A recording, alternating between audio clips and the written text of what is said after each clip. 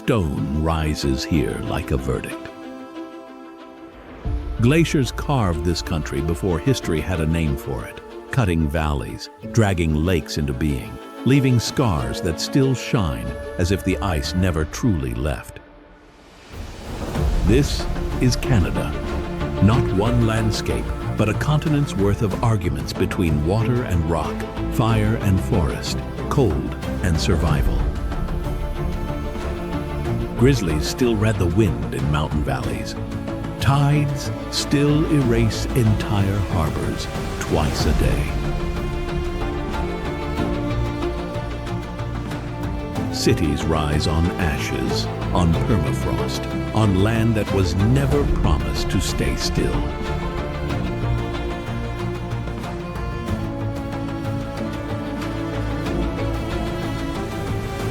From the first Norse footprint on a windswept shore, to glass towers leaning against glaciers, to a river freezing into the world's longest skating rink, this is a country still being written by the forces that built it.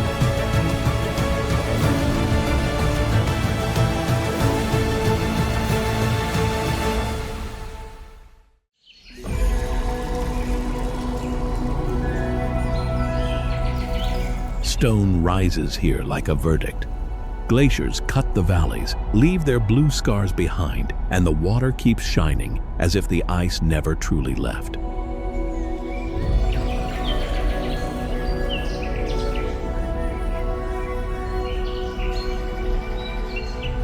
Banff National Park entered Canada's story in 1885, the first national park in the country, the flagship of a system that would turn wilderness into national myth. But myth does not calm the hunger that moves through this valley after dark. A grizzly comes down through fur and shadow, nose low, reading the air for berries, carrion, fat, anything that can be burned into winter survival. The elk keep distance. The wolves keep listening.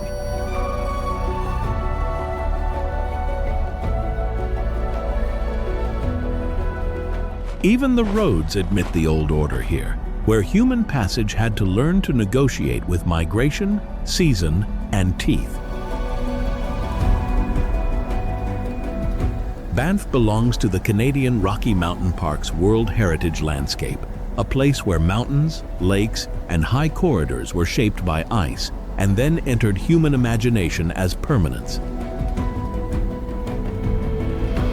Yet permanence is the lie. Snowfields thin, slope cracks widen. The postcard always leaves out the cold arithmetic of altitude, avalanche, and appetite.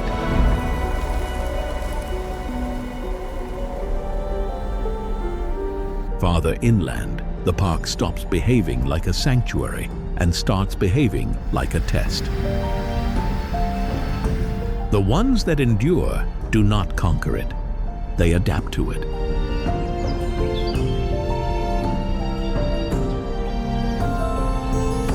At dusk, the peaks go black one by one, and the last light stays trapped in the glacier-fed lakes like a warning. Cold climbs faster than dawn.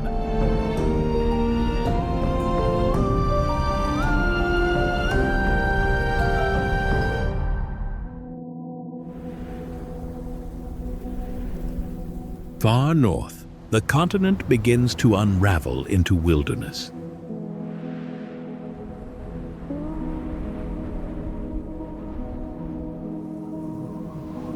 Mountains rise from valleys carved by ancient ice. Rivers cut through forests that seem without end.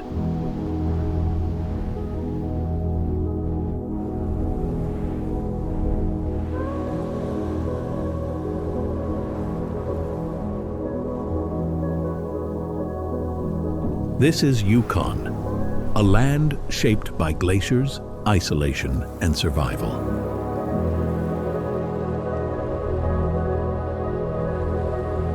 Winter can hold the landscape for months. Temperatures plunge. Silence expands, yet life endures.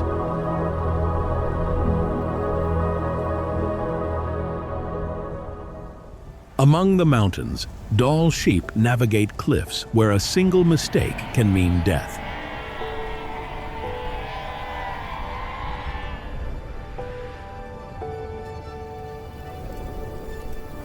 Along remote rivers, salmon return from the Pacific to complete a journey written into instinct.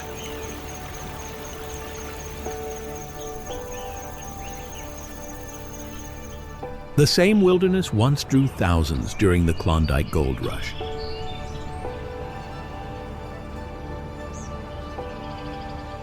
Fortunes vanished. The landscape remained. A cliff turns nearly vertical, and something white moves across it as if gravity forgot its work.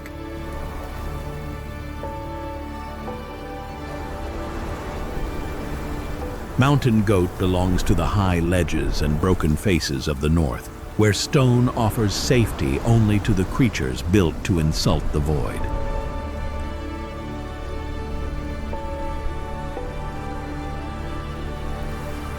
Its hooves are split, sharp at the rim, gripped by rough inner pads that bite the rock on slopes too steep for wolves and too unstable for certainty.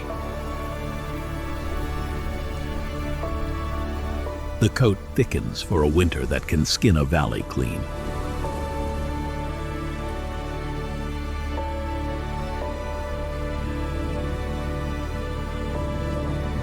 Then spring arrives, and the animal drags itself against stone and scrub, tearing loose whole curtains of wool as if shedding an old season by force. A nanny chooses ledges for birth, not beauty. A kid stands almost immediately because hesitation here means falling.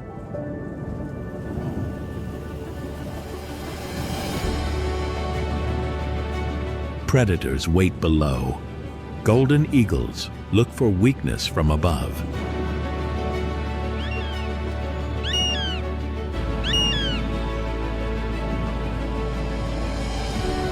Bears patrol the lower slopes when hunger pushes them high enough. So the herd lives in fragments of impossible terrain, moving not with speed, but with judgment. The Yukon government frames this land through wildlife stewardship and indigenous territories spread across the whole region, and that matters. Because this animal survives inside a geography older than the border that names it. The twist comes with the fur. What looks soft is armor.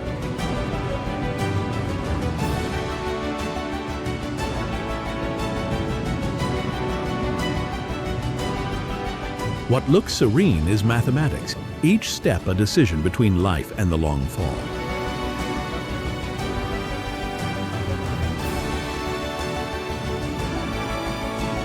Beyond the mountains, snowmelt will feed rivers and stories about freedom. Up here, freedom is smaller. A hoof width, a breath, a ledge no wider than a grave. And in the last shot, white hair snags on black rock and trembles in the wind like a torn flag. Water hammers the mountain until stone gives up its secrets.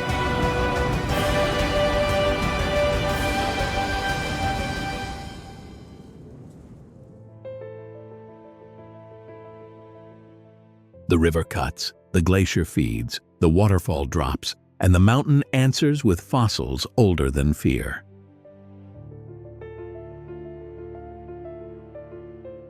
Yoho National Park stands on the western side of the Great Divide, shaped by glaciers, waterfalls, and the remains of ancient marine life preserved in rare fossils.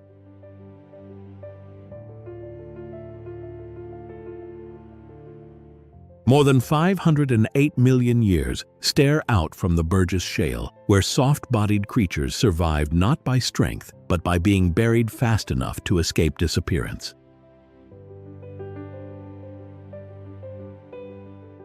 That is the first twist.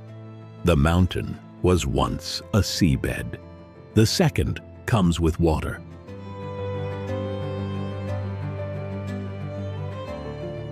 What lifts and dazzles here also destroys, because the same force that throws falls from the cliffs keeps cutting bridges, ravines, and escape routes through rock.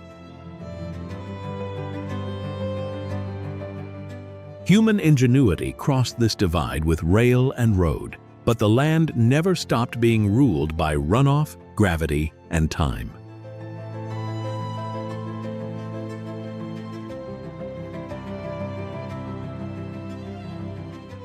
Where the spray drifts cold across the valley, the present stands inside the ruins of vanished oceans.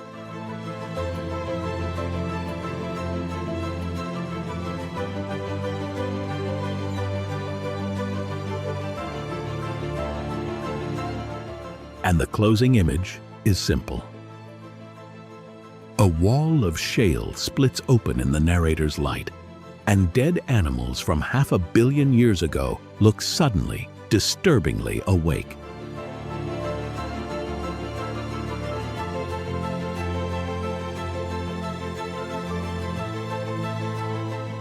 Rain does not fall here. It accumulates as fate.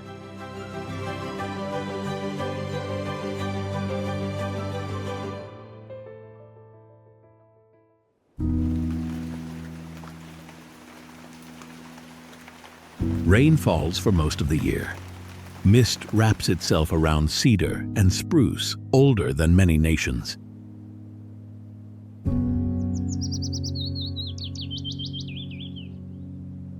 This is the Great Bear Rainforest. Mist hangs in the cedars until forest and weather become the same thing.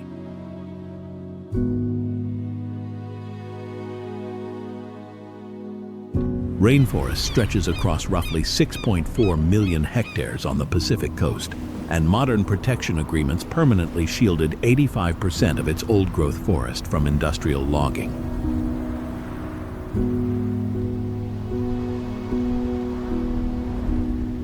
One of the largest temperate rainforests remaining on Earth.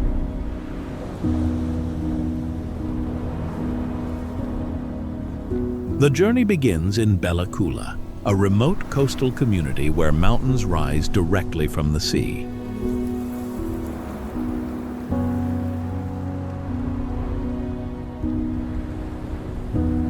Beyond the valley, the coast mountains stretch for 1,600 kilometers along British Columbia's edge.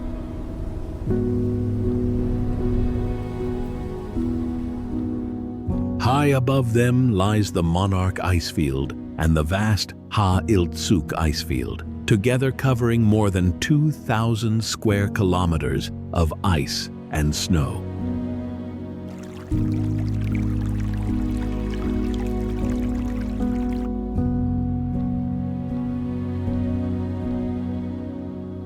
From these frozen heights, rivers descend toward the Pacific.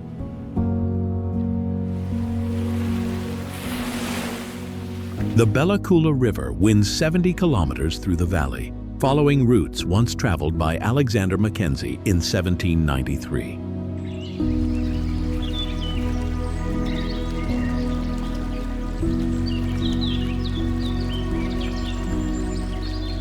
Westward, deep fjords cut into the coastline before giving way to a labyrinth of islands. Among more than 40,000 islands along British Columbia's coast, Princess Royal Island remains one of the most isolated.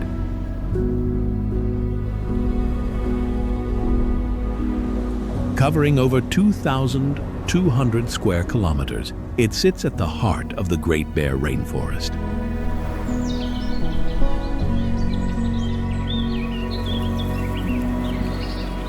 In Great Bear Rainforest, ancient trees can grow for 1,500 years.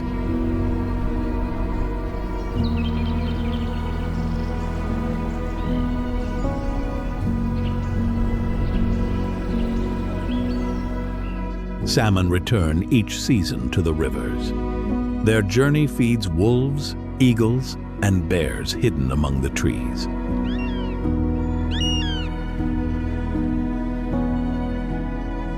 Among them lives a rarity, the spirit bear.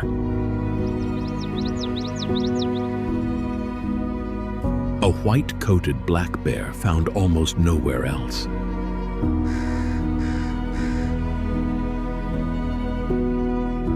Scientists estimate that perhaps only 1 in 10 bears carries this remarkable trait.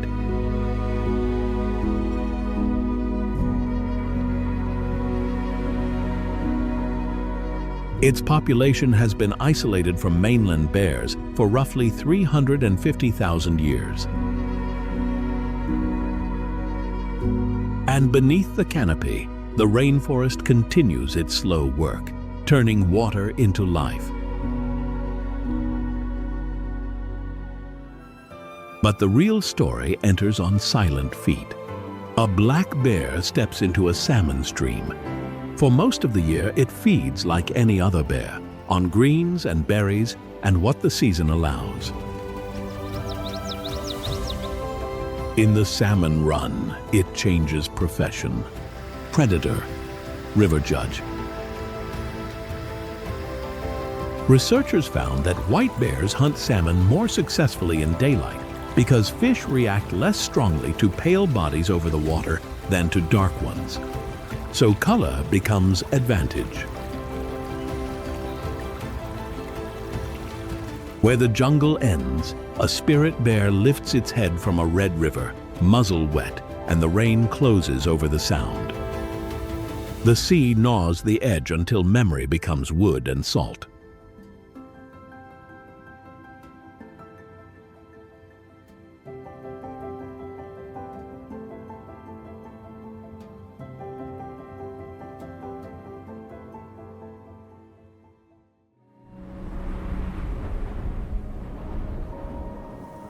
On these islands, the forest leans toward the Pacific as if listening for names older than maps.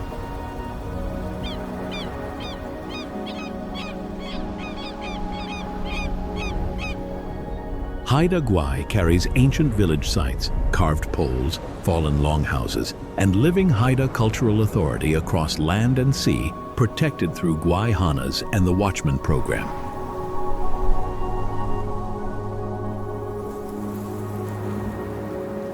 At Esgang Gwaii, mortuary and memorial poles stand in weather like witnesses rather than ruins, holding the art, life, and oral tradition of the Haida in cedar that refuses total silence.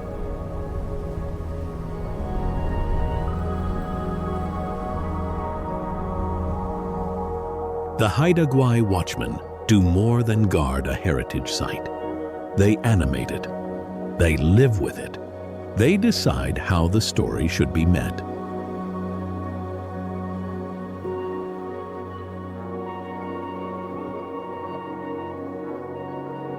Bears still scavenge salmon on beaches here.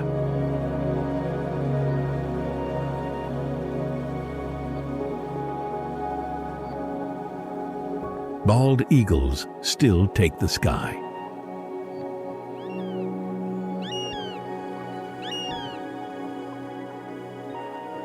Whales and sea lions still rise from waters that can turn friendly light into danger by afternoon.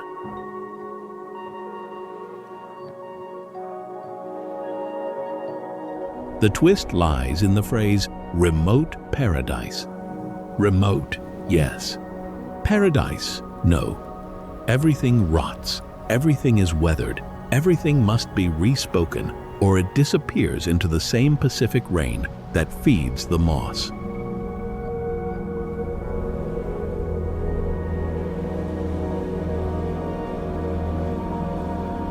Then the camera holds on a leaning cedar pole at the tide line, half shadow, half surf, while the ocean keeps trying to erase what the people keep returning to remember. The Atlantic does not arrive gently. It attacks the land twice a day.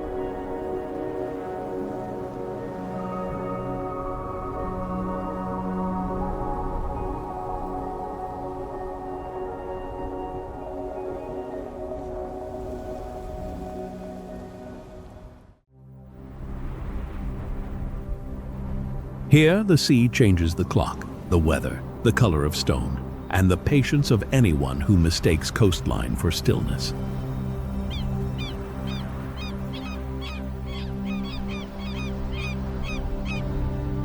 Nova Scotia lives under the pressure of Atlantic storms and Fundy tides, and in the Minas Basin, those tides average about 38 feet, among the most extreme ranges on Earth.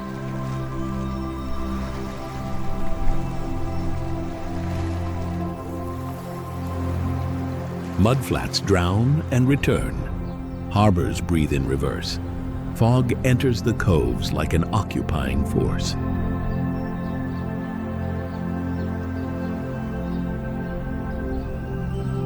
This province learned early that survival meant reading wind before horizon and tide before prayer.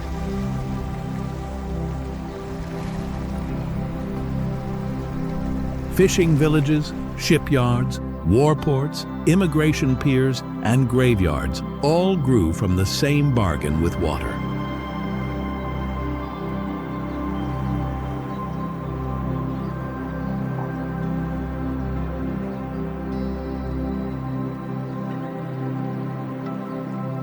Lunenburg would later be laid out in a British grid for Atlantic fishery and empire.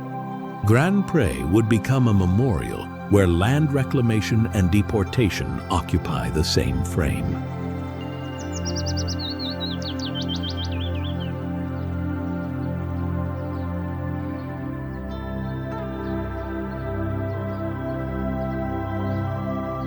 Farther north, Vikings would reach the edge of North America at L'Anse aux Meadows.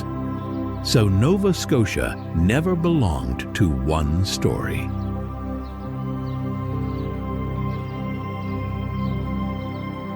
It belonged to crossings, to arrivals, to removals, to wrecks, to return.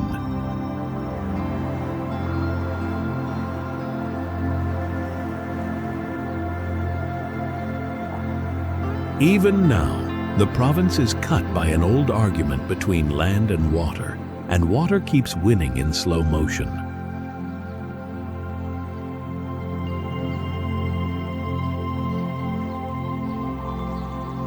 The twist is that beauty here does not soften the violence. It clarifies it.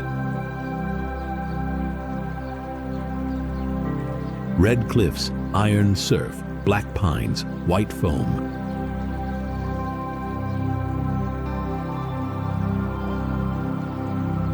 Everything cinematic because everything is under threat.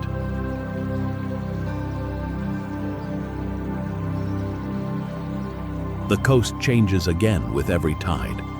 Nothing stays framed for long enough to trust.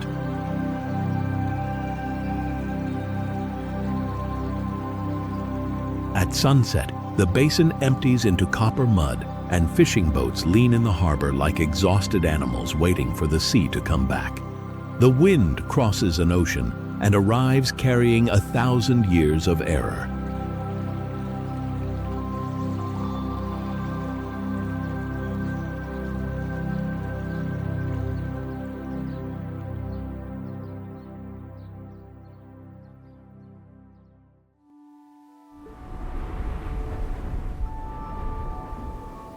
Turf walls rise low against the northern light, and suddenly the continent stops pretending it began with later empires.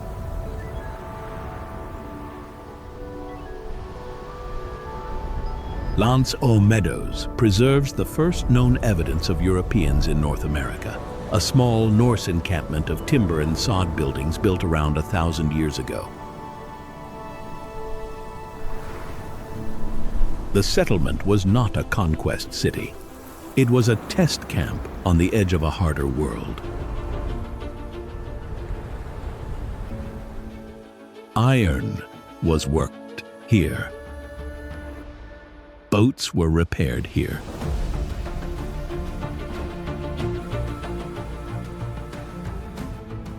Voyagers rested here after crossing the North Atlantic in ships narrow enough to make every storm personal. The old saga glow suggests destiny.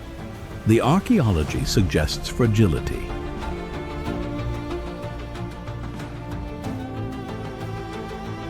A few buildings, a foothold, a season, maybe more. Then withdrawal. That is the twist.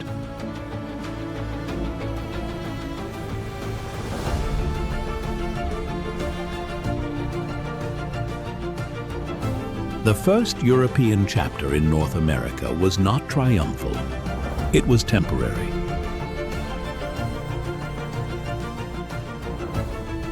History arrived, looked into the cold, and hesitated. And long before any Norse keel touched this coast, indigenous peoples already knew these shores, currents, animals, and seasons in ways no invader's map could match.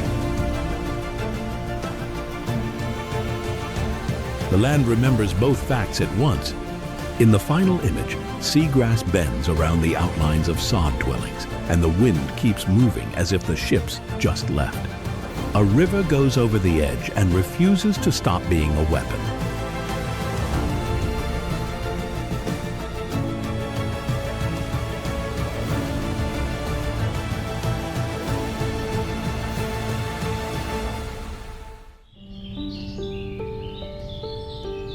Water does not descend here. It detonates.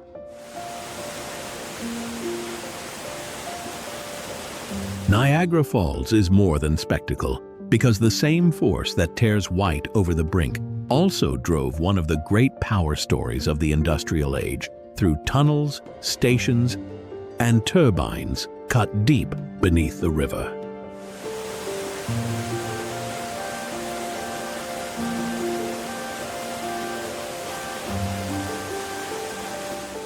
At the Niagara Parks Power Station, a 2,200-foot tunnel was excavated with lanterns, rudimentary dynamite, pickaxes, and shovels 180 feet beneath the structure to return spent water to the river.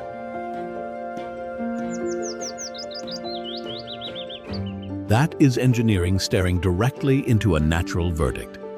The twist comes from scale. The falls look permanent. They are not.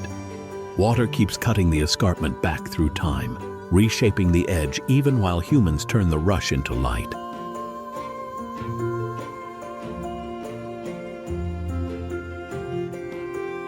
So the story is not nature versus civilization. It is force meeting force.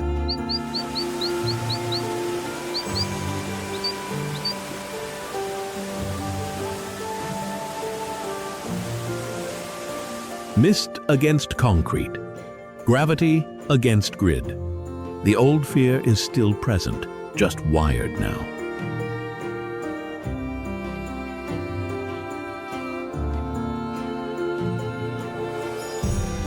At night, illumination makes the curtain of water glow with impossible color, but the sound underneath remains ancient, blunt, and merciless.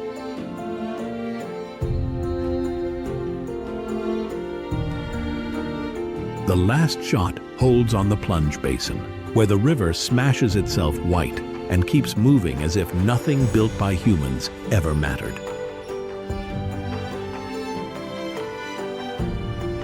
Heat gathers in a valley and turns fruit into geology.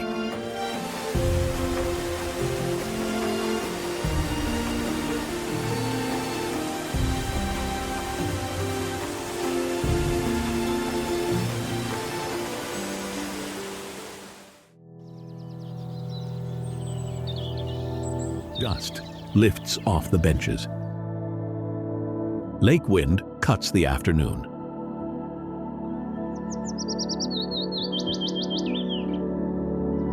The vines keep working.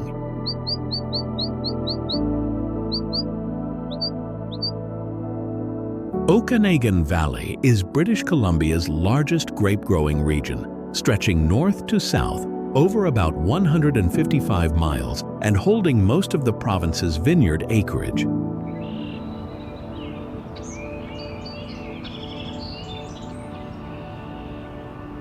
Hot days can push toward 104 degrees Fahrenheit, then cool nights and lakeshore breezes pull the sugar back into balance.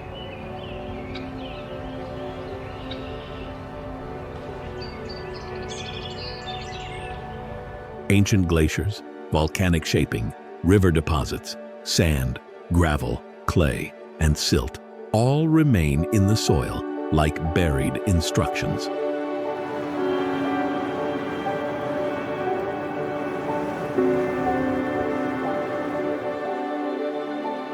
So the valley makes wine the way a scar records impact.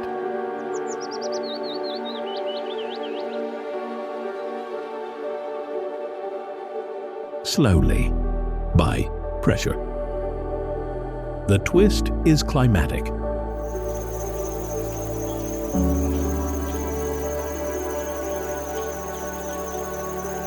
Is Canada, but further south, the land edges toward desert conditions, and the grapes respond with bold reds instead of northern restraint.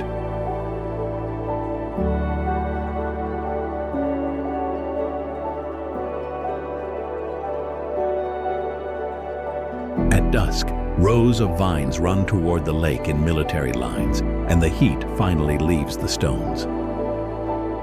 The cliff keeps watch over the river and teaches stone to remember empire.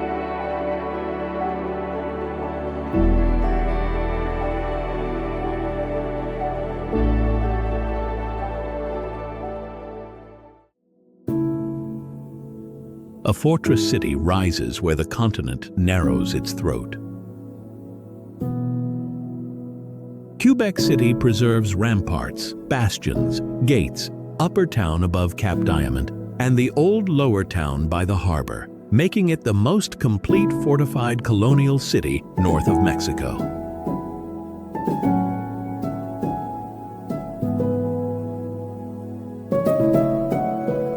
Champlain founded it in the early 17th century, and the city became first the capital of New France, then of a British colony after 1760.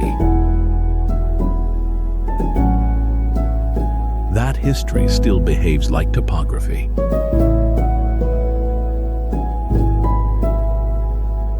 Above, authority. Below, trade.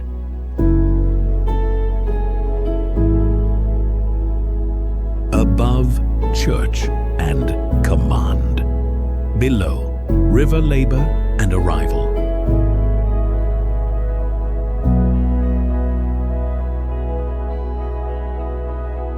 The twist is that the walls did not merely defend a settlement. They preserved a state of tension. French and British, old world and new, memory and reinvention.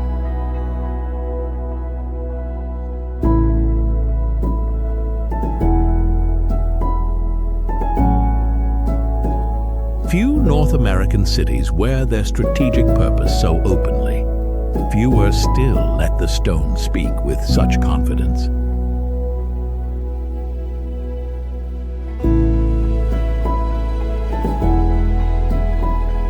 Winter tightens the streets.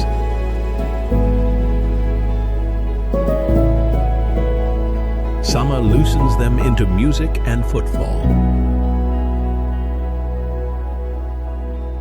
But the city never entirely relaxes because the cliff itself keeps the posture of alertness. The current below once decided trade, war, and survival. It still gives old Quebec its final authority.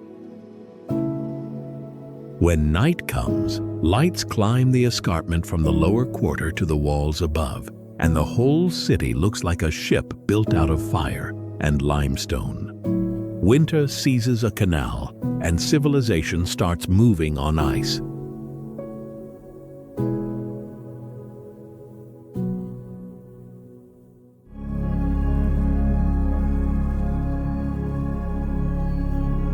A line of frozen black water hardens through the capital until engineering becomes seasoned.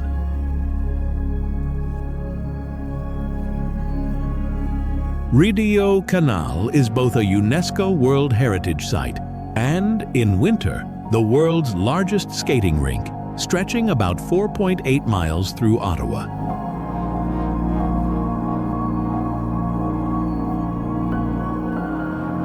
The canal was built in the 19th century for military security after war threatened the St. Lawrence route. Then, history twisted. The defensive waterway became ritual winter ground. Blades scrape, breath smokes.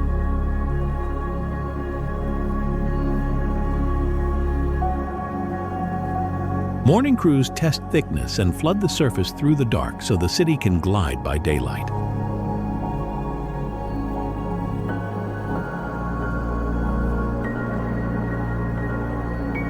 What was once strategy became habit.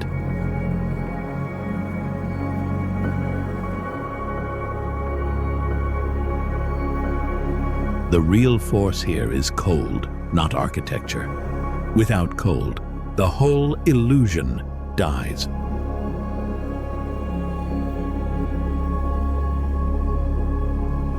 So, the canal remains one of those rare places where climate still gets final editorial control over a capital city. The Atlantic straightens a town into order, then spends centuries trying to break it.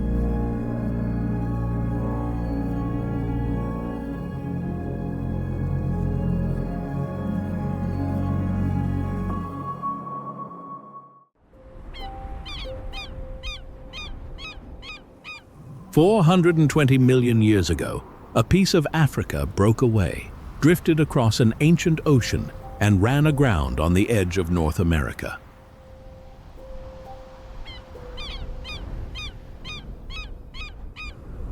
They call it Fogo Island, a fragment of land that was never supposed to belong here.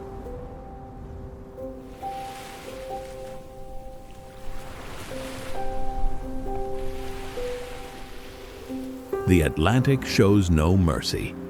Storms slam into cliffs older than life on land.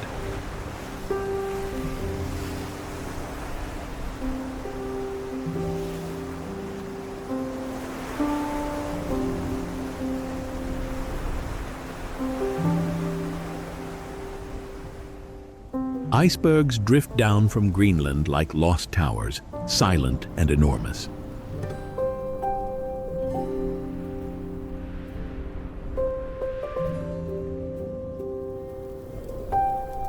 For centuries, the sea gave everything.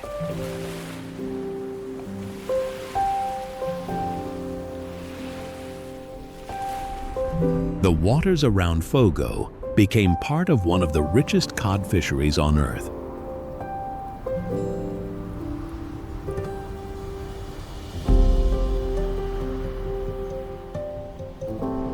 Then the fish vanished.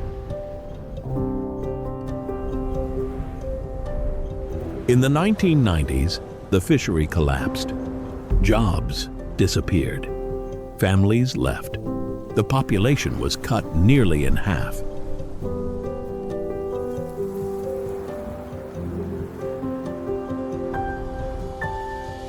Many believed the island would fade away with them, but those who remained refused to drift into history. Abandoned fishing sheds became studios. Artists arrived where fishermen once worked. A striking modern inn rose from the same bare rock that generations had fished from. The ocean still shapes every horizon. The wind still tests every building.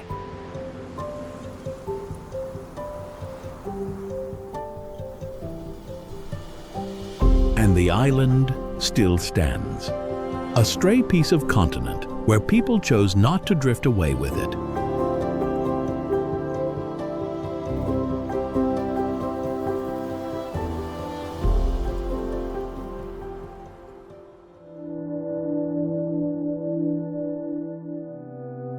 Flood season stains the riverbanks. Winter nails shut the air, and politics continues anyway.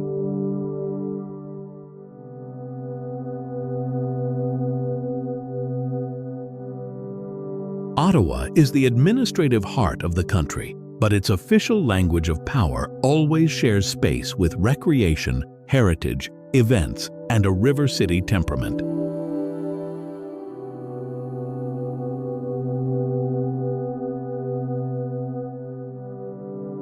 The National Capital Commission describes the region as the center of democracy and a symbol of collective history, heritage, culture, and natural features.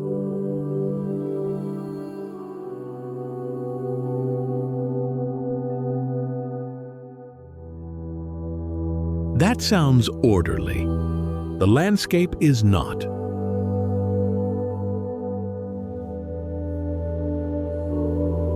Spring flooding returns often enough to remain part of the city's emotional weather.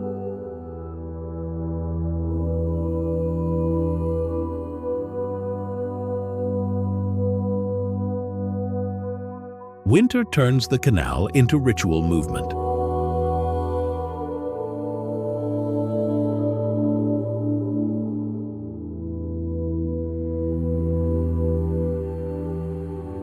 Summer fills the ceremonial axis with tourists, workers, sirens, and heat shimmering off stone.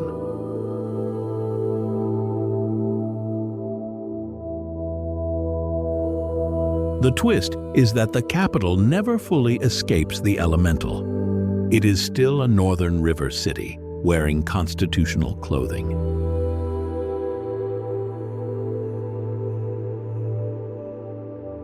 When dusk falls, office towers dim, the river goes dark, and the seat of government looks small beside the weather that keeps arriving from every direction.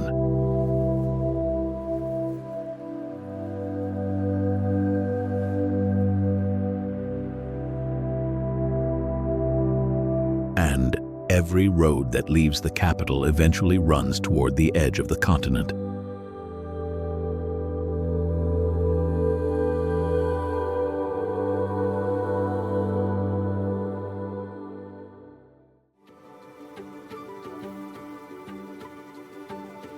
Headlights stack under the mountain, ferries open their mouths, and the mainland starts dissolving into roots.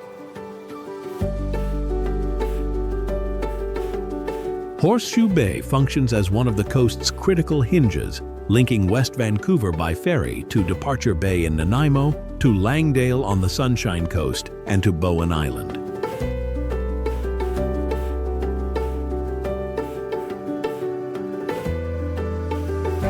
Everything here is transition.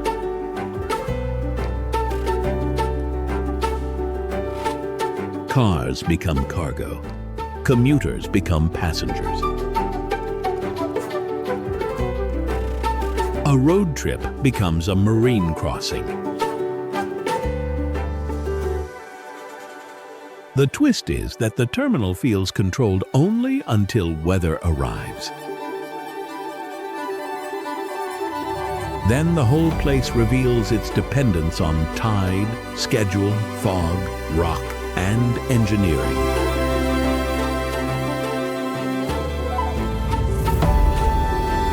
The mountain behind it watches. The inlet swallows departures. And a ferry eases out into gray water, while the line of waiting vehicles keeps glowing in the rain. Rain enters first. Glass follows.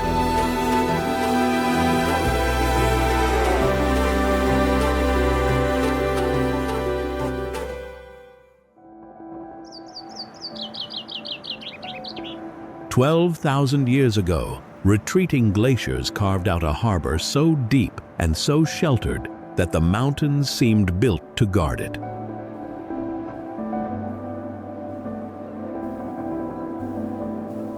Long before any city existed, the Musqueam, Squamish, and Tsleil-Waututh peoples fished these waters, naming the inlet the place where two bodies meet, ocean and land, locked in permanent negotiation.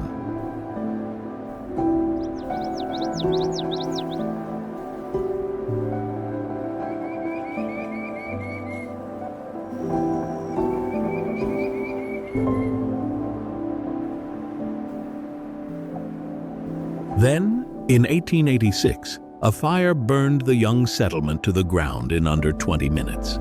Most towns would have moved.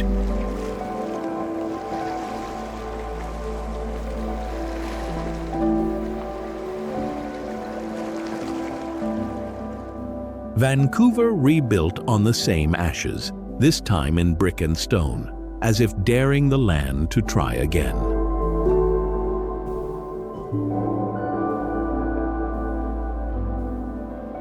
Today, the city still lives inside that negotiation. Glass towers rise downtown, catching light like a forest of mirrors, while behind them, the coast mountains climb straight out of the skyline.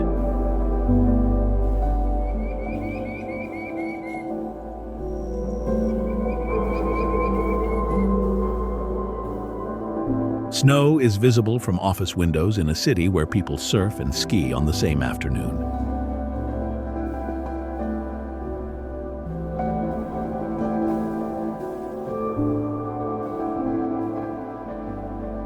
Stanley Park survives at the city's edge, 1,000 acres of old-growth cedar that development never touched.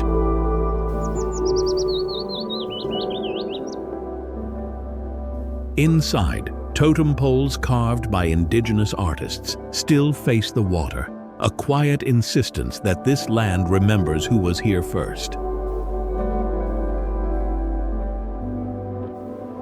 Down at Granville Island, fishing boats still unload beside artist studios. An old industrial waterfront reinvented itself rather than rot away. But the harbor that made Vancouver also makes it brutal to afford.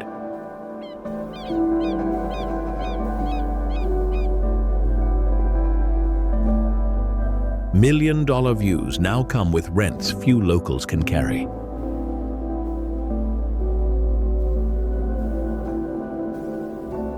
Many who built this city are slowly being priced out of it.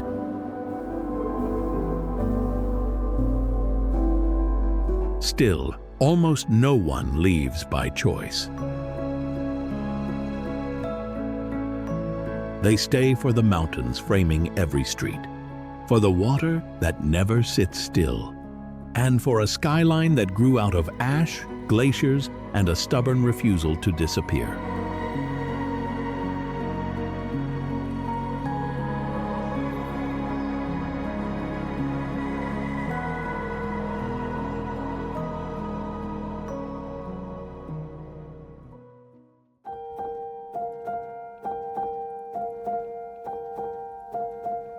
The land looks empty until movement begins.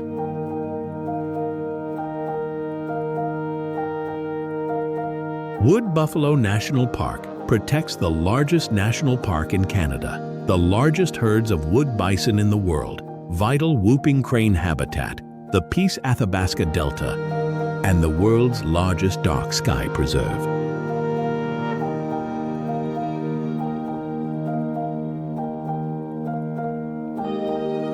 A bison herd crosses the flats like weather with fur.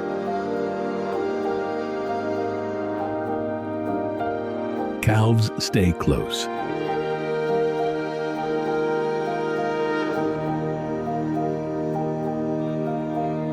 Adults hold formation.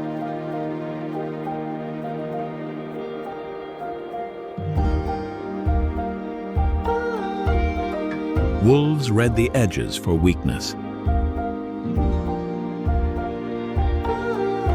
Far above the marsh, whooping cranes return to the only natural nesting habitat left to their species, lifting one of conservation's most fragile victories through a sky that still feels prehistoric.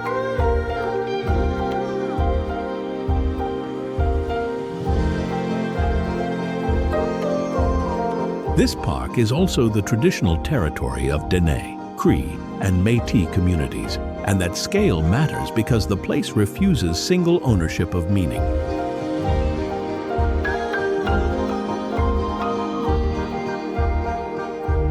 The twist is that immensity does not guarantee safety.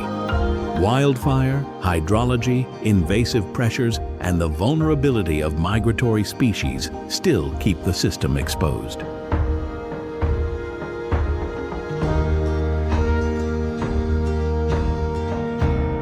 What survives here does so by timing, not dominance.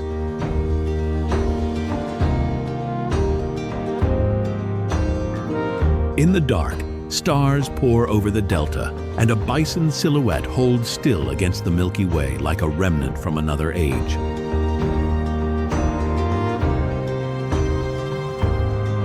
The tide withdraws and leaves a country built below sea level.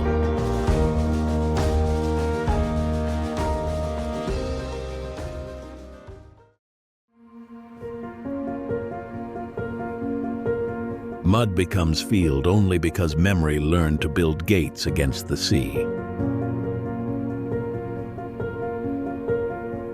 Landscape of Grand Pre preserves a cultural landscape of dikes and aboiteaux, wooden sluice systems, begun by Acadians in the 17th century and maintained by later inhabitants across more than 1,300 hectares.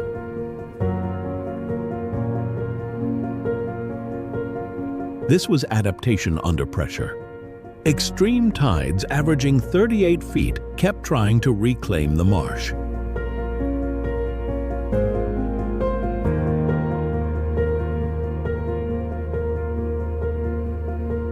People answered with engineering made of wood, labor, and repetition.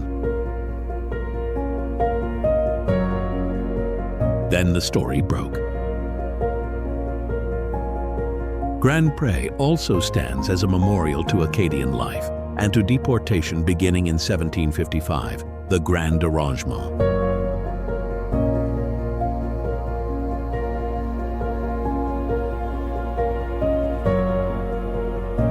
So the fields carry two truths at once: skill and loss. The earth opens and spills its dead into daylight.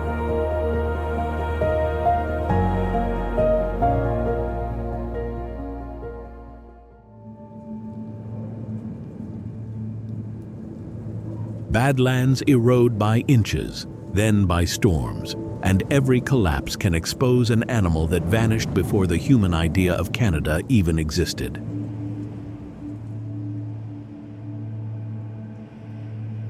Dinosaur Provincial Park is recognized for one of the richest dinosaur fossil areas on the planet, where late Cretaceous life was buried and later revealed by relentless erosion.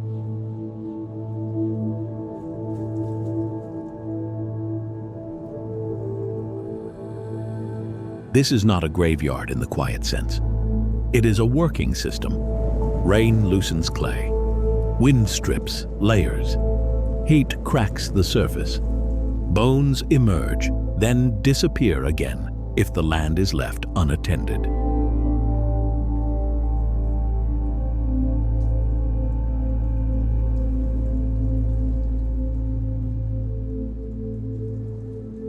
The twist is scale.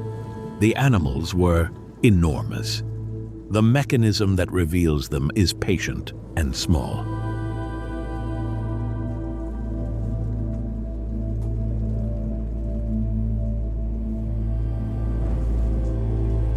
A season of runoff can rewrite a hillside more effectively than a century of curiosity.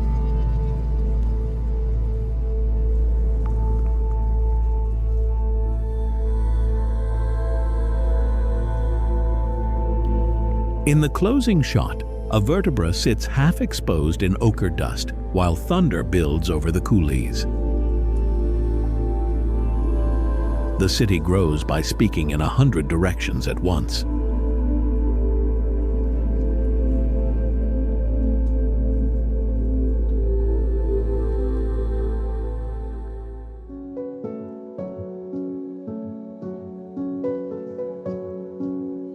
Glass, rail, concrete, lake wind, and construction noise make a kind of weather of their own.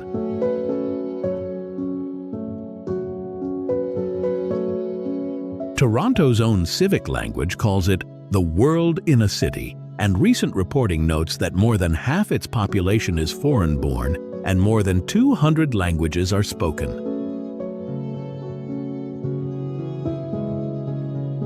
That scale of diversity changes the pulse of the streets.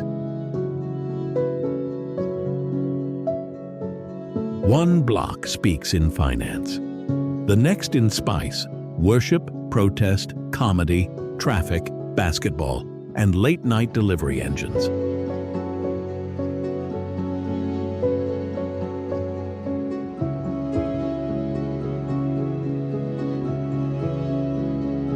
The lake moderates nothing emotionally.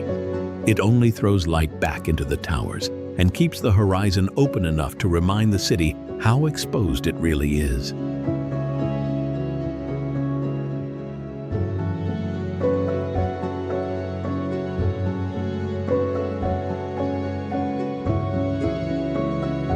The twist is that Toronto can look smooth from above while feeling unfinished at ground level, always rebuilding, always negotiating who gets seen and who gets displaced by the next version of itself.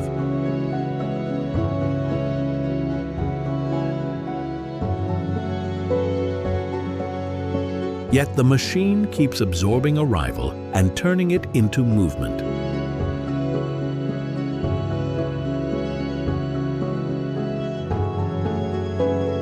The final frame watches streetcars spark through blue twilight, while the lake behind the skyline goes flat as sheet metal.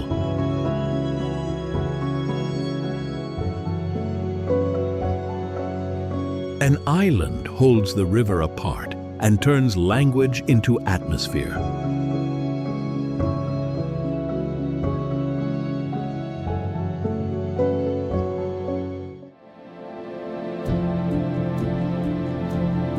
Stone churches, steel bridges, murals, market noise, and festival light keep colliding until the whole city feels like weather made from culture.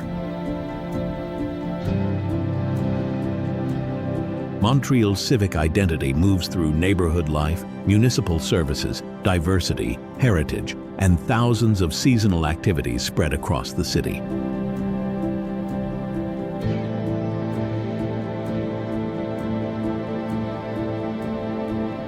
That abundance matters because this place never speaks in one register.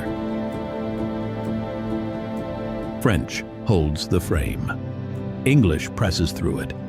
Music leaks from summer stages.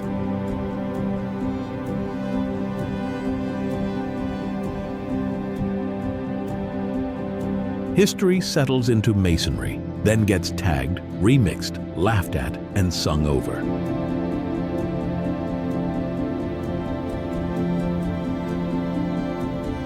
The twist is that Montreal feels most itself when it is in motion rather than preserved.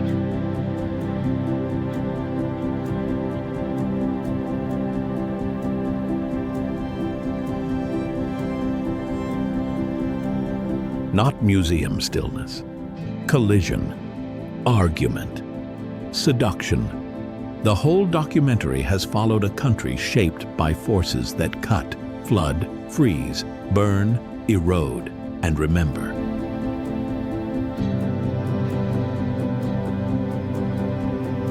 Here, those same forces arrive as human weather.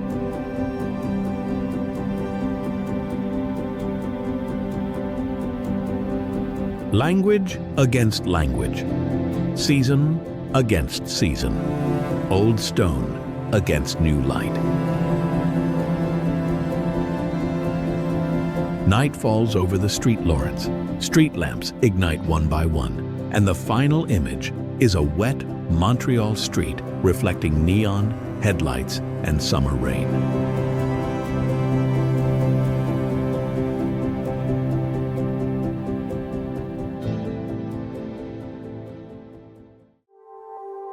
From a Viking foothold on a cold shore to a city of streetcars sparking through blue twilight, Canada has never stopped being shaped by the same forces it was born from.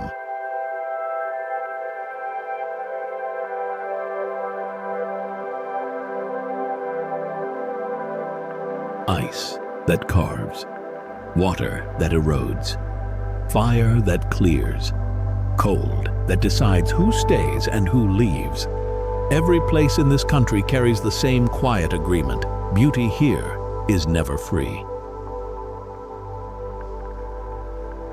The grizzly pays for its hunger. The fisherman pays for the sea's mercy. The fortress city pays in stone for the right to feel permanent.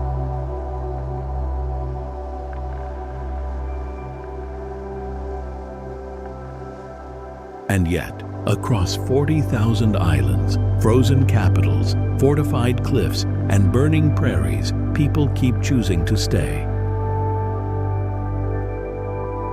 Not because the land is gentle, because it is honest. Canada was never finished by glaciers. It is still being finished by the people who refuse to drift away from it.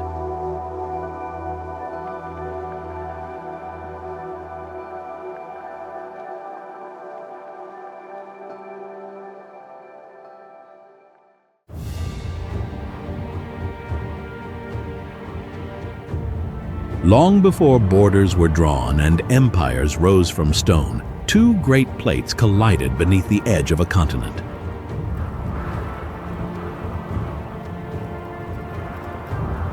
The earth buckled, mountains climbed into the sky.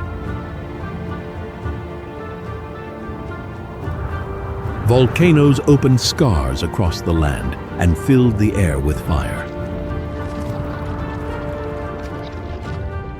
To the east, ancient seas dissolved entire worlds beneath the surface, carving hidden rivers through limestone and darkness.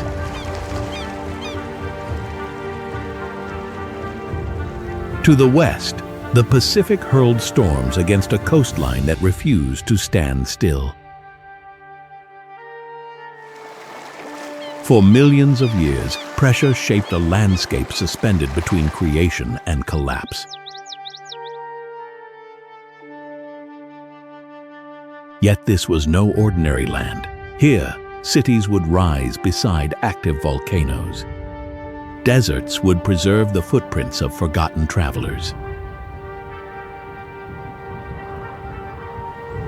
Jungles would swallow temples once built for kings who believed they could speak to the gods. Even today, the ground remains restless beneath millions of lives. This is Mexico. A nation forged where fire, stone, memory, and survival continue to reshape one another.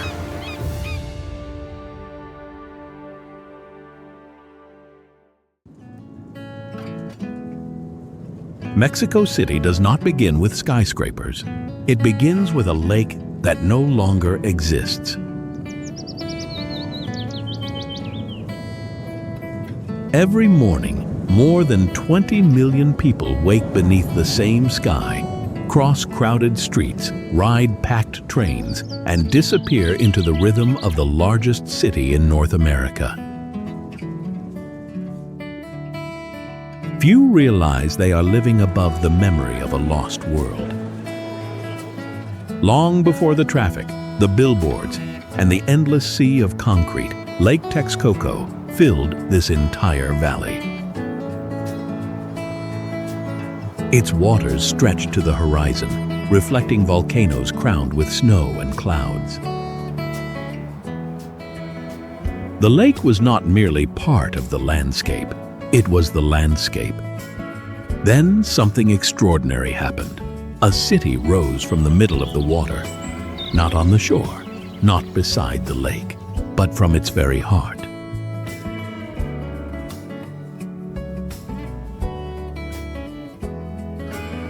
According to Aztec tradition, the place was chosen after a sacred vision of an eagle standing upon a cactus. A sign from the gods, a promise of destiny. That image still survives on Mexico's flag today.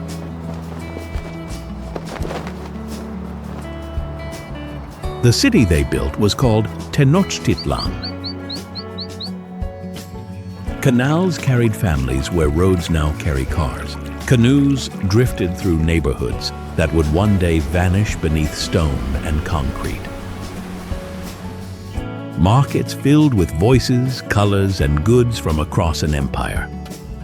When Spanish explorers first saw the city shimmering above the water, many struggled to believe their own eyes. Some compared it to Venice. Others believed it surpassed the greatest cities they had ever known. Then, everything changed. The Spanish arrived. War swept across the lake like a storm. The empire fell. Temples were broken apart, stone by stone. Canals disappeared beneath earth and rubble.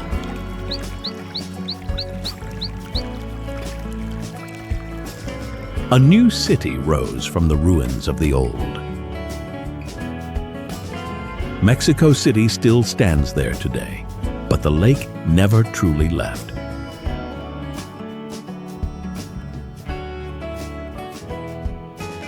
Its absence became a presence.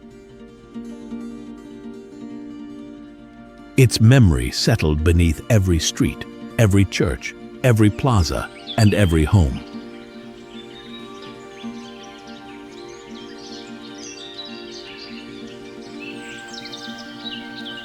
The soft lake bed continues to compress beneath the weight of the modern metropolis. In some districts, the ground has sunk several feet within a single generation. Churches lean as if carrying the burden of centuries. Roads fracture. Historic buildings slowly drift out of alignment. The city is still negotiating with the landscape that gave it life. Yet even as the ground slowly sinks, the city continues to pull the world's attention toward its ancient basin. And now, billions of eyes will turn here as Mexico City hosts the opening match of the FIFA World Cup. The spectacle will unfold beneath floodlights, giant screens, and the roar of tens of thousands of voices. Few will realize that beneath the stadiums, avenues, and crowds lies the buried heart of an empire once surrounded by water.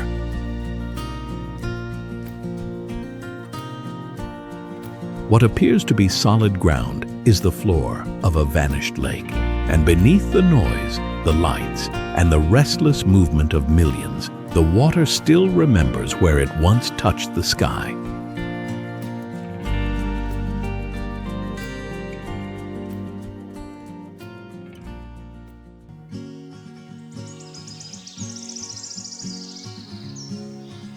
A stone pyramid rises above the jungle canopy.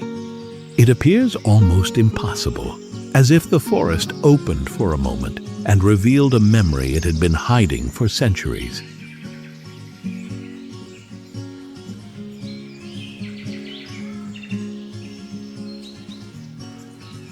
This is Chichén Itzá, one of the greatest cities ever built by the Maya.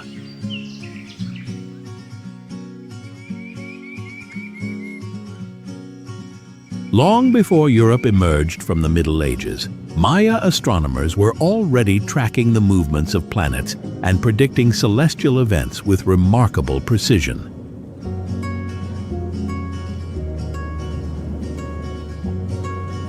They measured time through the sky. The sun, the moon, and the stars shaped their calendars, their agriculture, and their understanding of existence itself.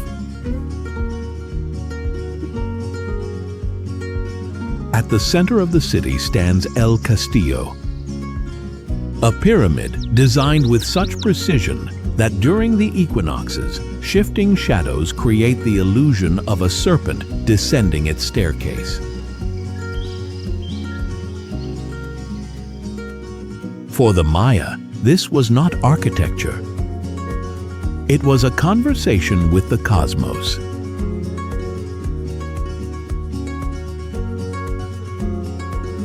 But knowledge alone did not define this civilization.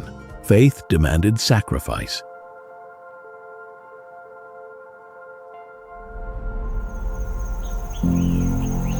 Deep beneath the jungle, natural sinkholes known as cenotes connected the surface world to the realm of the gods. Archaeologists have recovered human remains, jewelry, gold, and ceremonial offerings from their depths.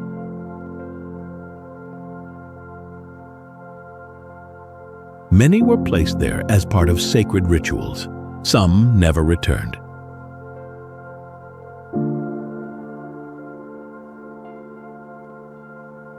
Then the city began to fade. The reasons remain uncertain.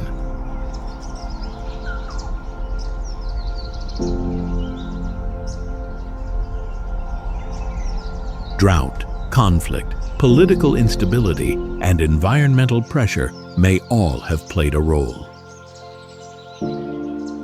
A civilization that once commanded vast territories slowly fragmented.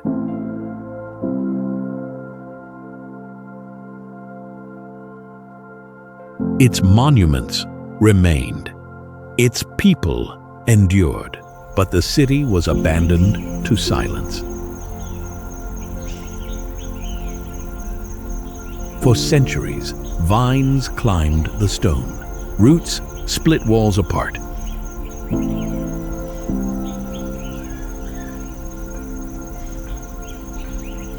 The jungle reclaimed what human ambition had built. Today, the pyramid still rises above the trees. A monument not only to a civilization that mastered the heavens, but also to the forest that patiently waited to take it back.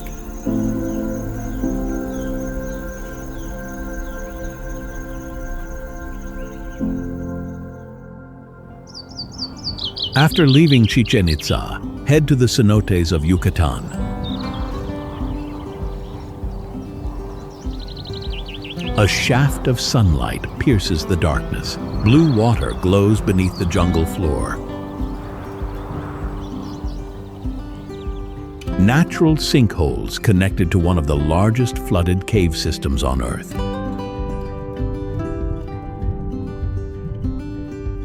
65 million years ago, a massive asteroid struck the nearby coast of the Yucatan Peninsula. The impact released unimaginable energy. Forests burned, the climate changed, and the age of the dinosaurs came to an end.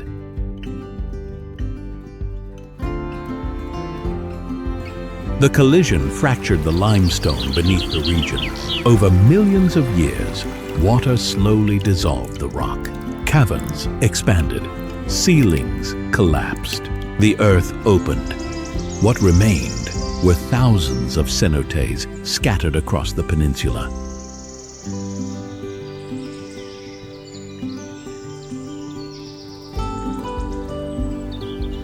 Some appear as clear pools beneath the sun. Others descend into vast underwater chambers hidden in darkness.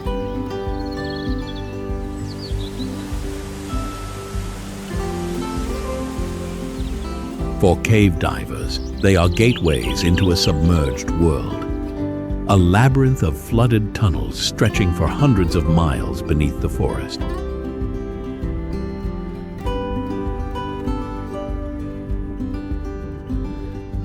But for the Maya, these waters carried a different meaning. They were entrances to the underworld, places where the living could communicate with gods and spirits.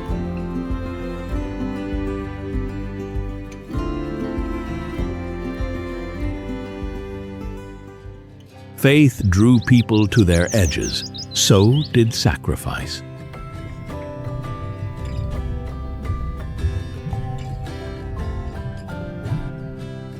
Archaeologists have recovered human remains, jade ornaments, gold, and ceremonial offerings from their depths. Many were lowered into the water as sacred gifts. Some were never meant to return.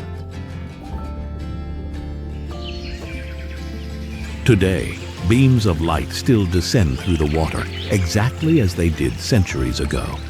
A silent reminder that beneath the jungle lies a world shaped by catastrophe, carved by time, and filled with echoes that refuse to disappear.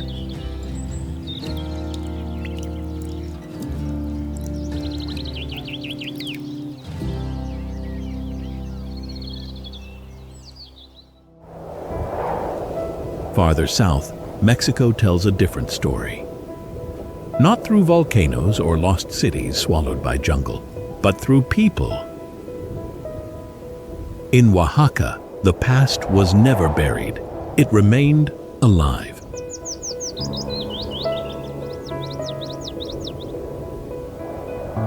High above the valleys stands Monte Alban, a city built by the Zapotec more than 2,000 years ago. Its stone plazas overlook mountains that stretch toward every horizon. Long before the Aztecs rose to power, Zapotec rulers observed the sky, recorded history in carved monuments, and governed a complex society from this mountaintop stronghold.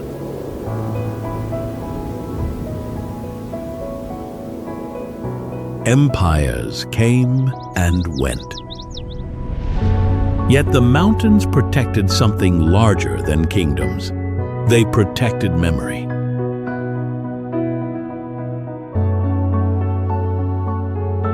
Today, Oaxaca is often described as the most culturally indigenous region in Mexico. More than a dozen native languages are still spoken across the state. Ancient traditions survive not inside museums, but within everyday life. The markets begin before sunrise. Vendors arrive carrying food, textiles, pottery, and knowledge passed from one generation to the next.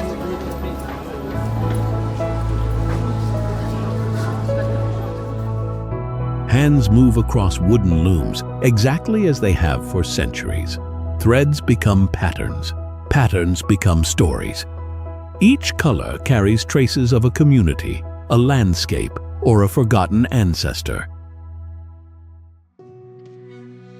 But nowhere is the relationship between past and present more visible than during Dia de los Muertos.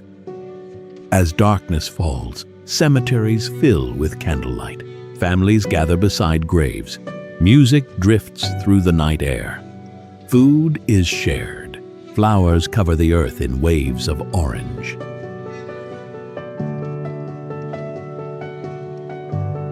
What appears to be mourning is something else entirely. For a brief moment, the boundary between the living and the dead feels less certain. The celebration is not about loss. It is about continuity, the belief that memory can outlive death itself.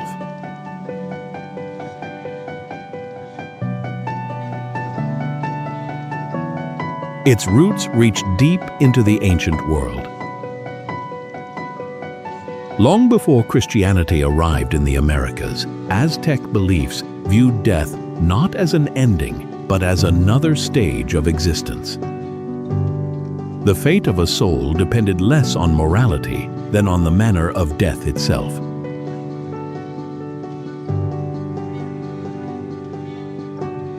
Centuries later, Spanish Catholic traditions merged with these older ideas. Two worlds collided. Neither disappeared. The result became one of the most distinctive cultural traditions on Earth.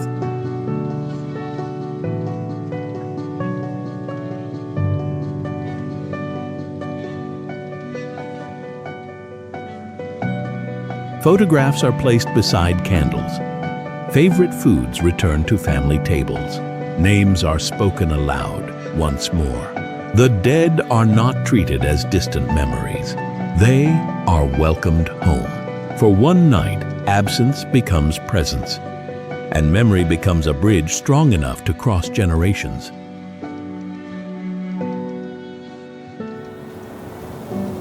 In many parts of the world, modernization erased what came before. Oaxaca resisted. The old languages remain. The old rituals endure. The old stories continue to be told. And as candle flames flicker across ancient mountains, Oaxaca feels less like a place preserved in time and more like a civilization that never agreed to disappear.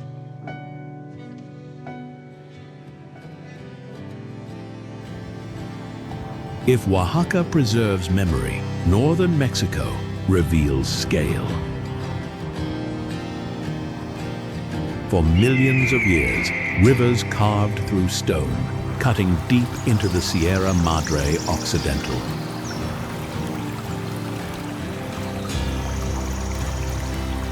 Layer by layer, the earth opened into a vast labyrinth known as Copper Canyon. Despite its name, it is not a single canyon, but a network of 6 major canyons spread across the mountains. Together, they cover an area even larger than the Grand Canyon. Ridges fade into the horizon. Rivers shimmer far below. Distances seem almost impossible to measure.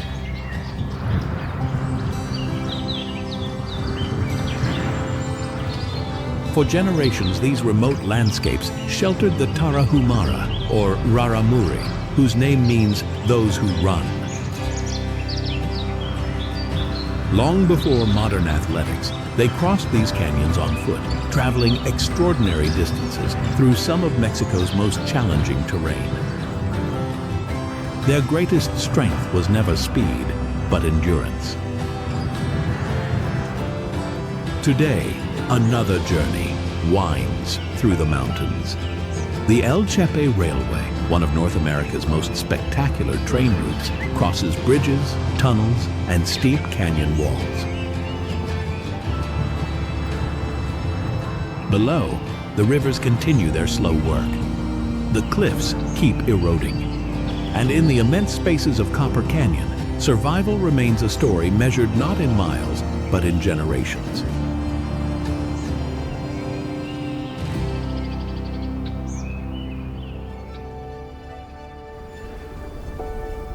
Where the canyons end, fire returns. Above the valleys of central Mexico stands a mountain that refuses to sleep.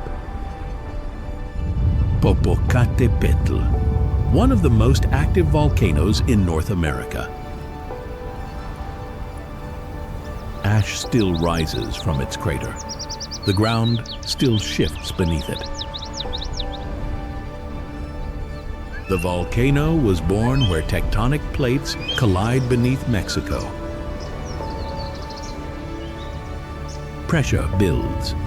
Rock melts. The earth opens. Popocatépetl stands among the giants of the Trans-Mexican volcanic belt. Yet geology is only part of its story. According to Aztec legend, the mountain was once a warrior. His beloved princess became the neighboring volcano, Iztaccíhuatl. Even in death, he remained beside her. Today, the 2 peaks still face one another across the horizon. A love story written in stone and fire.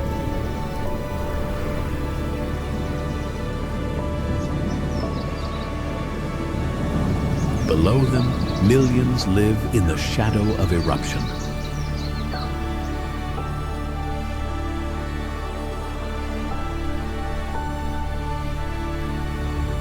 The volcano threatens. The volcano nourishes. And smoke continues to drift above a valley where life and danger coexist.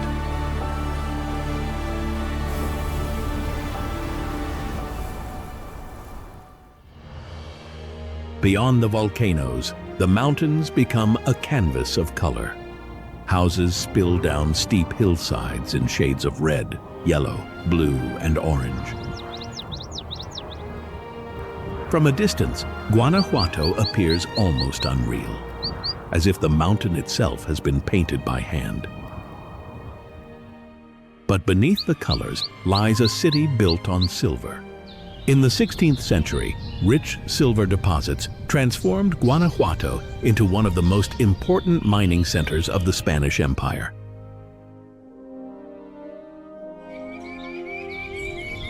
Fortunes emerged from the surrounding hills. Churches rose, palaces followed, and wealth flowed across the Atlantic toward Europe.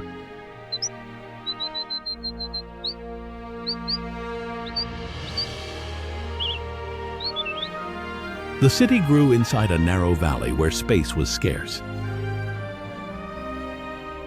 As rivers flooded the streets, engineers forced the water underground. Over time, tunnels replaced riverbeds. Today, underground roads still wind beneath the city.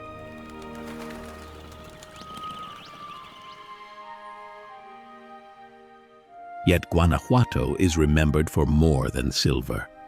In 1810, the struggle for Mexican independence erupted here. Rebels stormed a fortified granary in one of the revolution's defining battles.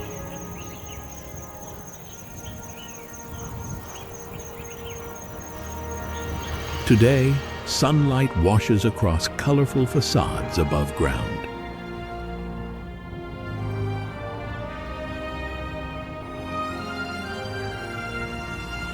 History moves quietly below.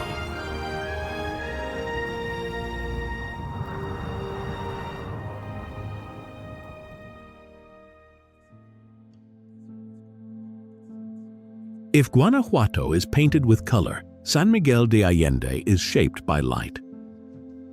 As evening approaches, the city begins to glow.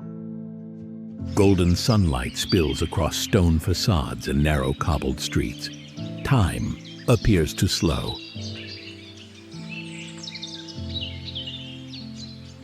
At the center rises a pink stone silhouette unlike anything else in Mexico, the Parroquia de San Miguel Arcangel. Its soaring towers resemble something from a European fairy tale, yet they stand in the heart of colonial Mexico.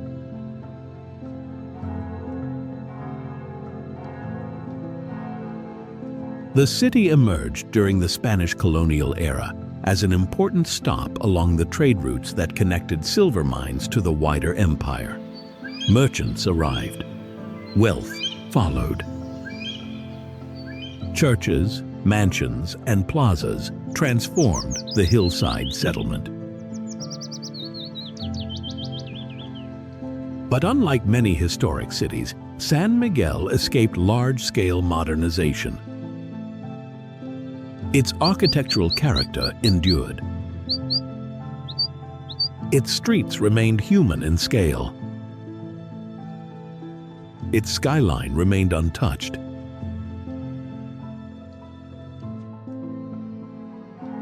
Over time, artists began arriving from around the world. Studios filled old buildings. Courtyards became galleries. History found a new purpose.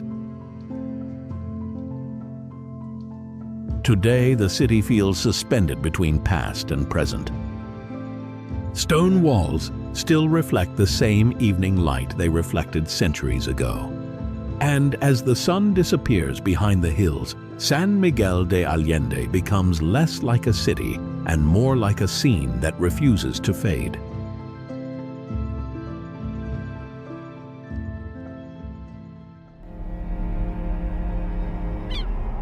Where the desert reaches the sea, life should become scarce. Instead, it explodes. Along the coast of Baja California, barren mountains descend into turquoise water.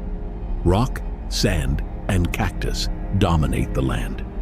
Yet beneath the surface, another world begins.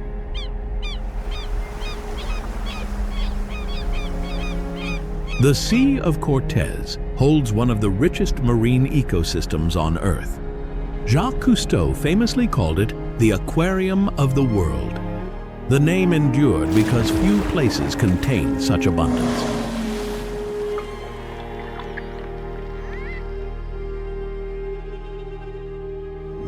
Whale sharks drift through nutrient-rich waters.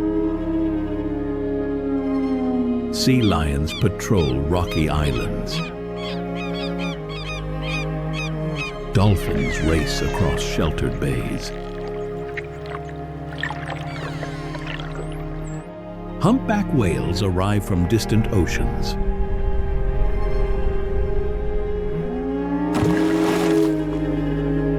But one of the sea's most extraordinary inhabitants is far less famous, the mobula ray. sometimes called the devil ray. For much of the year, they move through the Gulf in vast schools.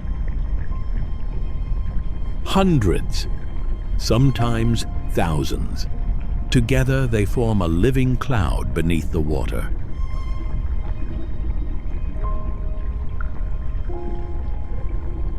Then something remarkable happens. Without warning, entire groups launch themselves into the air. Dark wings break through the surface. Bodies twist above the waves. The sea erupts with the sound of hundreds of impacts. Scientists still debate exactly why. Communication, courtship, parasite removal, social behavior. No single explanation fully accounts for the spectacle. The mystery remains. Their tendency to gather in large groups makes them vulnerable to fishing nets, vessel strikes, and growing human activity. What appears to be an endless ocean can become surprisingly fragile.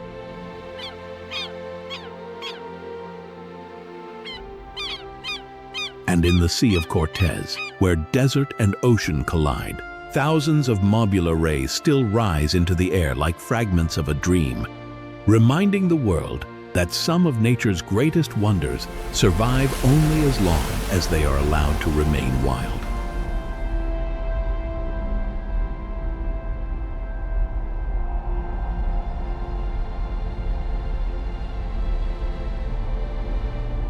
Life persists against odds.